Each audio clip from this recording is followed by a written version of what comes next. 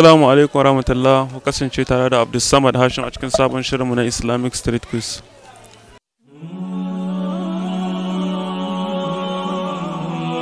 Assalamu alaikum wa rahmatullah. Alaikum assalam.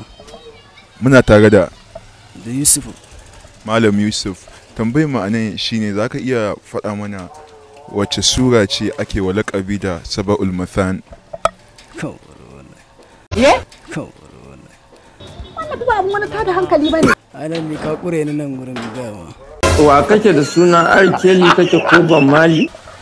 To Saba'ul Masani. To wallahi malam ban sani ba. Ha ba malam Musa.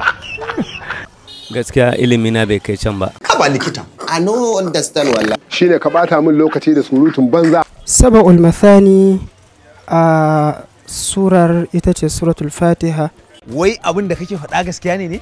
Allah ce walaqad anzalna ilayka sab'an min al-mathani wal qur'an al-azim. Wannan sura ita ce suratul Fatiha. Wata rana a wani hadisi manzo Allah sallallahu alaihi wasallam ya faɗa ma wani sahabi cewa zan baka wata sura ko kuma zan faɗa maka wani abu da matukar muhimmanci idan ka tashi tafiya. Da ya zo fita daga masallacin sai tambayi manzon Allah sallallahu alaihi wasallam, ɗazu ka ce idan zan fita a masallaci za ka faɗa min wani abu. Sai manzon Allah ya ce suratul Fatiha ita ce sab'un min al-mathani wal qur'an al-azim. Wannan gaskiya ne. Allah ƙara lafiya. Masha Allah, jazakallahu khair.